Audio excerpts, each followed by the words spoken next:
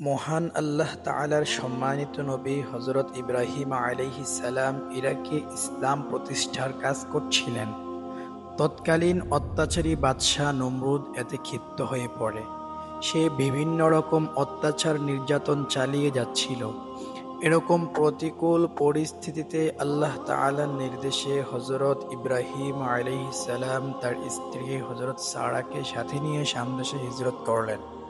দুর্ভাগ্যক্রমে সেখানকার বাদশা ছিল জালিম ও ভীষণ বদলোক।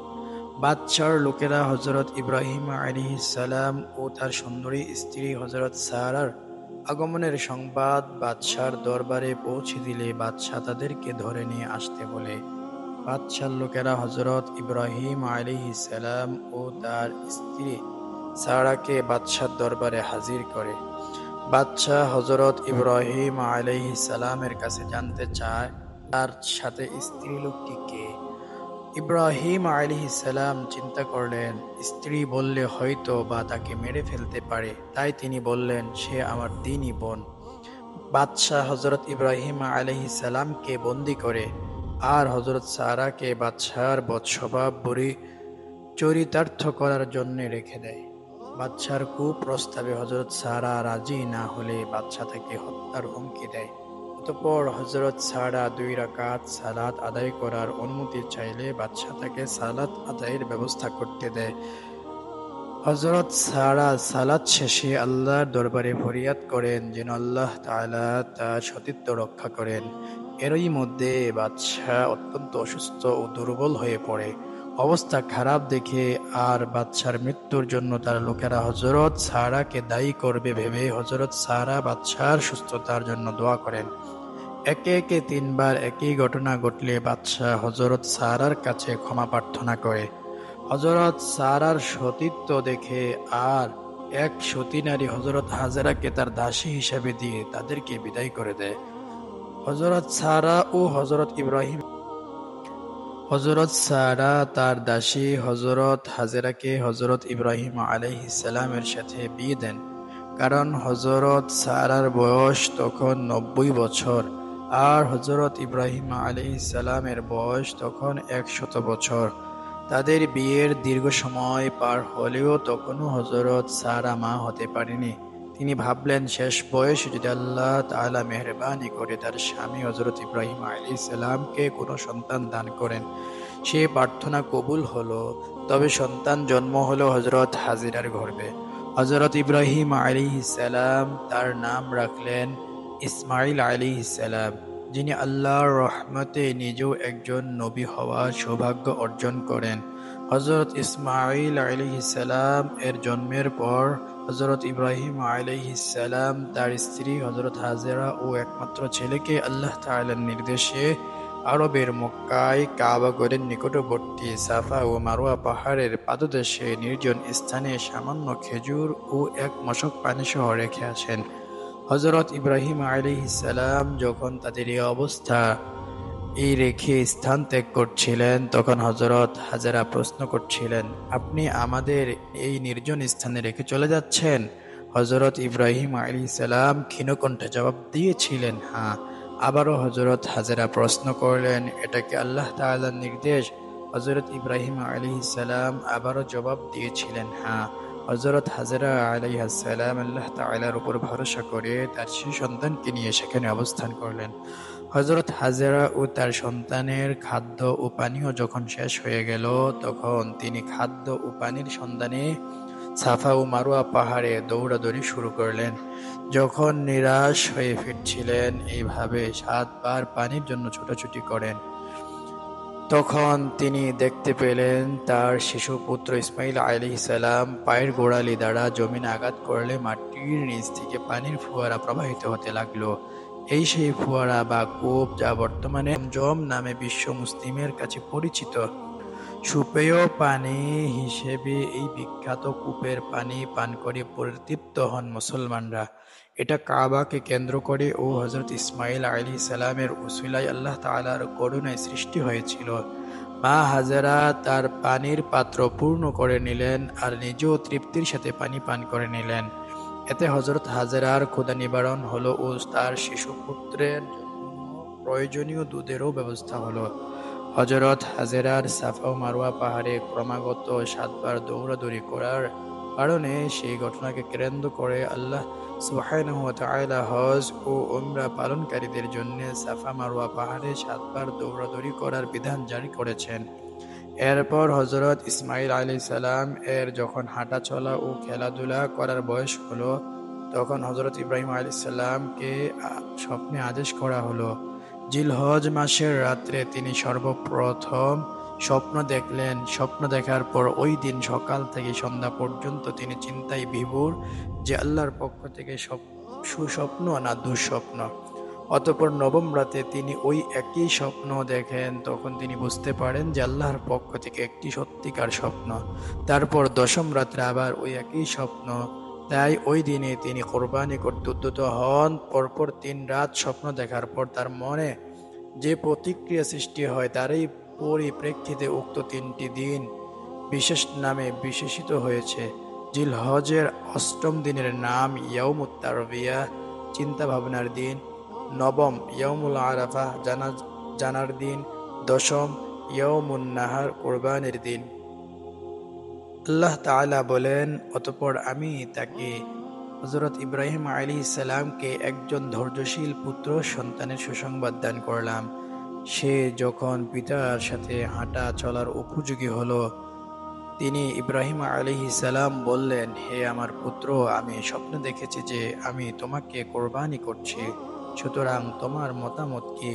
সে হযরত ইসমাঈল আলাইহিস সালাম বললেন, হে আমার পিতা, আপনি যে বিষয়ে আদিষ্ট হয়েছেন তা পালন করুন। আপনি আমাকে আল্লাহর মেহেরবানিতে ধৈর্যশীলদের একজন পাবেন। অতঃপর যখন তারা দুজন একমত হলো আর আল্লাহ তাআলার ইচ্ছার সামনে আত্মসমর্পণ করলো এবং ইব্রাহিম আলাইহিস সালাম ইসমাঈল আলাইহিস সালামকে জবাই করার জন্য কাত করে শুইয়ে দিল, তখন আমি ইব্রাহিমকে ডাক দিয়ে বললাম, হে ইব্রাহিম, তুমি তোমার স্বপ্নকে সত্য রূপ দিয়েছ। নিশ্চয়ই এটা ছিল ইব্রাহিম ও ইসমাঈলের জন্য একটা পরীক্ষা। অতঃপর আমি ইব্রাহিমকে দান করলাম একটি মহা কোরবানির পশু।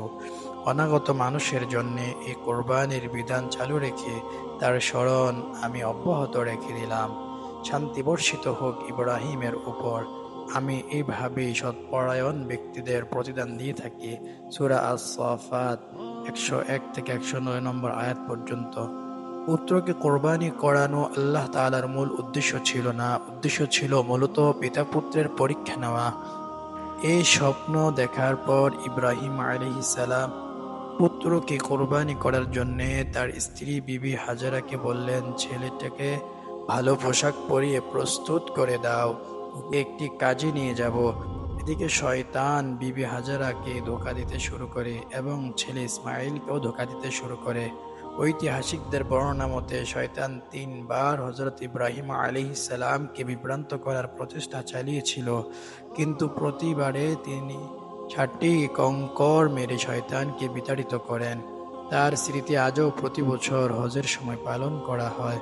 হযরত ইব্রাহিম আলাইহিস সালাম তার ছেলেকে বললেন, হে বৎস, আমি স্বপ্ন দেখতেছি যে আমি যেন তোমাকে জবাহ করছি, সুতরাং তোমার অভিমত কি? সে বলল, হে আমার পিতা, আপনাকে যা আদেশ করা হয়েছে আপনি তাই করুন। অবশ্যই আমাকে ধৈর্যশীলদের অন্তর্ভুক্ত পাবেন।